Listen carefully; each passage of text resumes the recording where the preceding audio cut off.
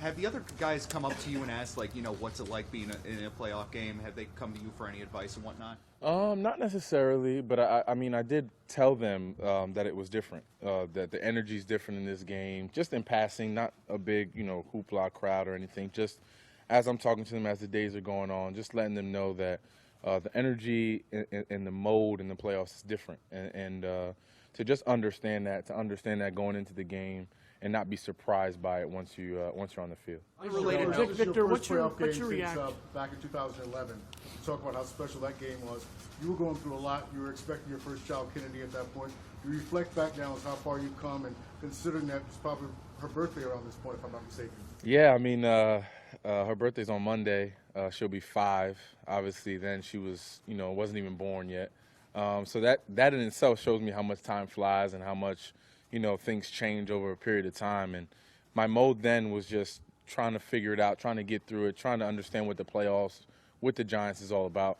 And now it's a little different. I kind of, being played in a couple playoff games, winning a Super Bowl, you understand what it's like, and you just want to remind yourself once you get out there on the field. But the moment and that feeling is pretty special. Victor, what's your reaction to our reaction about your off-day activities in Florida? Not surprised, but as we move along, it's all about Green Bay now. We're already a couple days removed from that, so Green Bay is the focus. Victor, what about the weather? I mean, expecting single digits, how do you compare it? Who cares? It's a playoff game. We don't care about the weather. It doesn't matter what that is. We're going out there to play a football game to win and to keep our chances of winning a Super Bowl alive. So the weather isn't anything we're concerned about. Victor, back to the fines for everything that people talk about with Odells. To see him achieve what he's done on the field with all those distractions, to be able to lock in, and even responses week to week. What does that say about how he's developing, not only as a player, but as a person?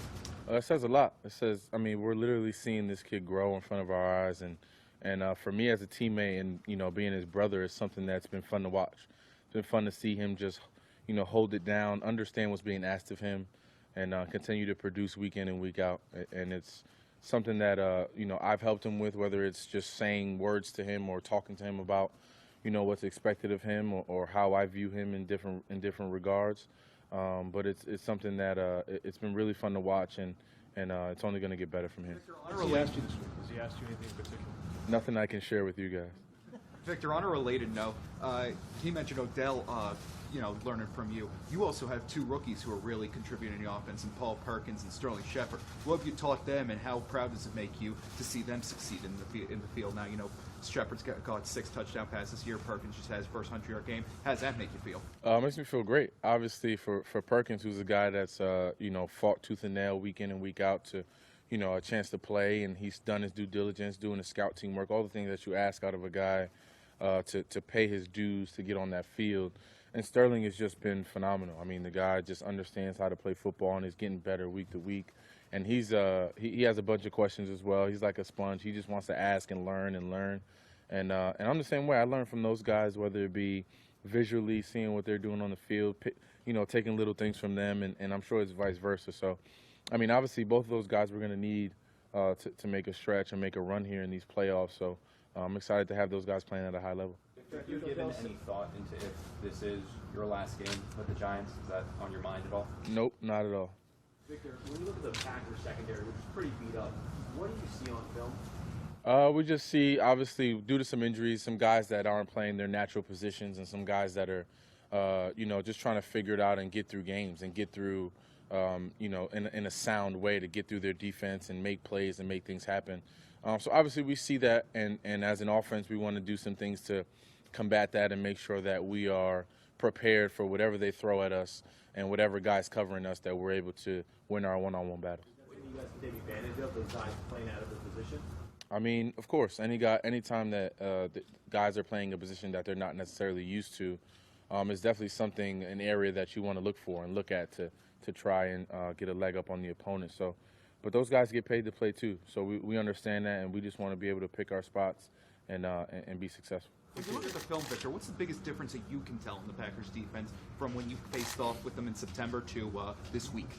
Just personnel. Obviously, due to some injuries, they got some different guys in there, but they're playing the same thing. I mean, they played the Lions, a lot of lot of single high, a lot of press man and things like that. So we'll see if they keep that up with us. But for the most part, they're the same, cover 2 team that we saw when we played them earlier this season. It's been season milestones for you in terms of first game back, first catch back, first all that kind of stuff. Is that going to be the same feeling you think when you walk on the field Sunday, just being back in the playoffs after all you've been through, physically and everything else since? Absolutely. I mean, it's going to be a moment for me that, I'll cherish forever. This entire year, this entire season was trying to, do the impossible, or do all the things, all the guys out there, all the people that, have microphones and have these newspapers and things like that writing about how hard it was going to be for me to come back, or potentially me never coming back, and to play 15 games this year and into the postseason to continue to play and still be playing at a high level, still be healthy and ready to go. I think it says a lot about not only myself but my teammates and my coaching staff having that belief in me, and it just says a lot about my work ethic and how much hard work I put into this game. And now I just want to continue to do what I'm supposed to do and hopefully win another Super Bowl. Do you see some qualities in this team that you saw on the 2011 team that ended up winning a title? Absolutely. For the most part, obviously, talent-wise, it's all there. But the biggest thing for me is the camaraderie. I think the friendships and the relationships on this team go beyond football. It's not just about what you see on the practice field. I think it goes off the field, and it'll live for years to come. So I think that's the biggest thing that I can relate the 2011 team to this one.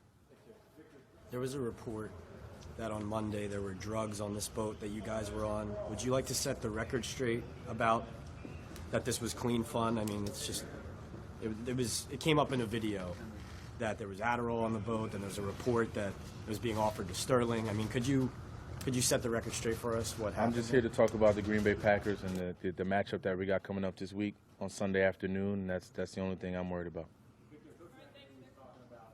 This is a different Giants team going to Lambeau than it was earlier in the season. Do you agree with that? I do. I think we're battle tested. I think we've been through some things that throughout the year after that game that has really set the standard and set the focus for this team. And I think that's one of the biggest keys for us going into this game is understanding that we've been through some wars and now we're ready to go.